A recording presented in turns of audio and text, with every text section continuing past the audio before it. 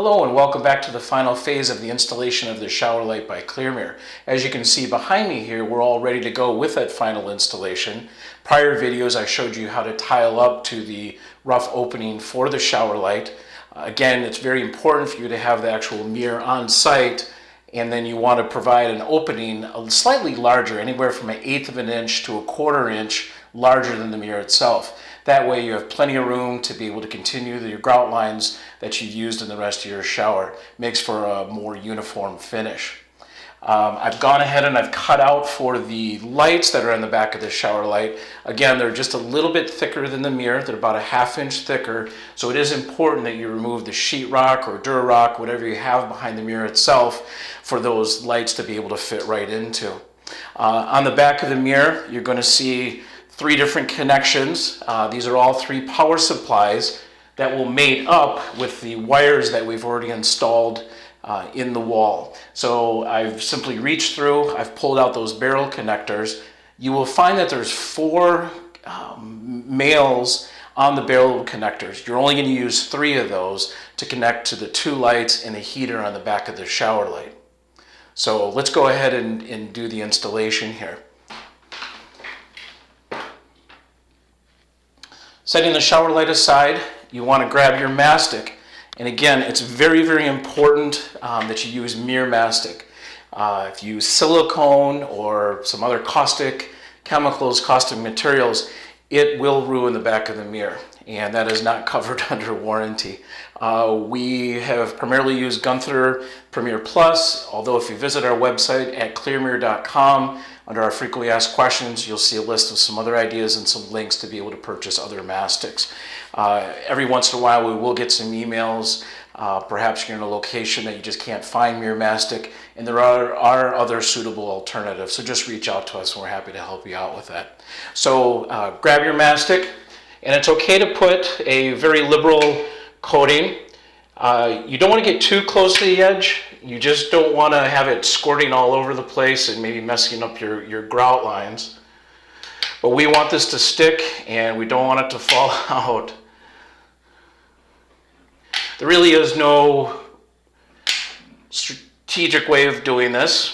It is okay for the mastic to stick directly to the back of the to the heater, so you don't have to worry about that part of it. And I think that should just about do it. A couple of little spots here. Okay, there we go. So I've applied the mirror mastic to the wall surface. The next step is to make sure that we are actually getting power supply to the ShowerLite. And there's going to be 4 barrel connectors coming through the wall. You're going to marry up 3 of those connectors with the connectors that are in the back of the mirror itself. So 2 for the LEDs and then 1 for the heater. So there will be 1 barrel connector coming out of the wall that you will not use. So we've made that connection, all 3 of them. You want to make sure you have your power on. You can see it's lighting up. The mirror surface is starting to warm up a little bit. And oftentimes we'll suggest that you use a little bit of electrical tape just to make sure the barrel connectors are snugly fit together. It's a very tight fit already, but the electrical tape just gives you that added sense of security. So we've now tested the ShowerLite, make sure that we have power coming through the barrel connectors. I have fed a barrel connector through one LED side, through the other LED side, and then right here in the middle, which will be attached to the heater that comes through the middle of the ShowerLite. So now we need to make those connections, and then we'll push the mirror into place. It's very helpful if you can have another set of hands with doing this, but I think we'll be okay. The leads are nice and long. Gonna plug the middle here.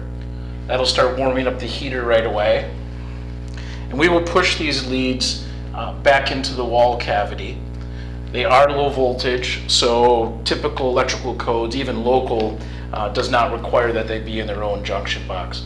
But you can make those modifications as you need to meet your own municipality's requirements. So I'm just pushing those wire leads back into the walls. We don't want them to bunch up between the mirror and the wall itself. I can start feeling the mirror warming up already.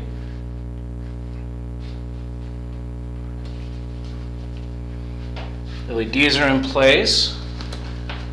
There is a plastic coating on the mirror here, so if you happen to get a little bit of mirror mastic on the surface, that'll be all right.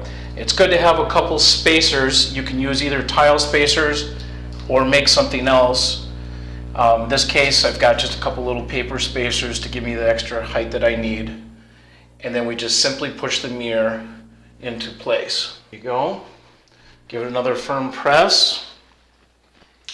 Then I'm just going to grab some painter's tape, but you could use duct tape if you want. We're just going to hold it, give it a little bit extra support to hold it into place. Last thing we want is for it to tip out and break on the floor of the shower.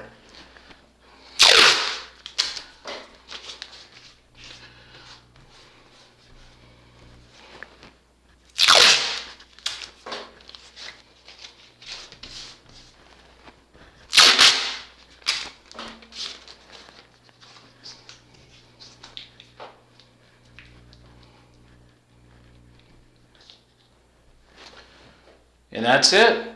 Thanks for watching. I'll be back in a little bit to show you the final product once I've got the grout put in.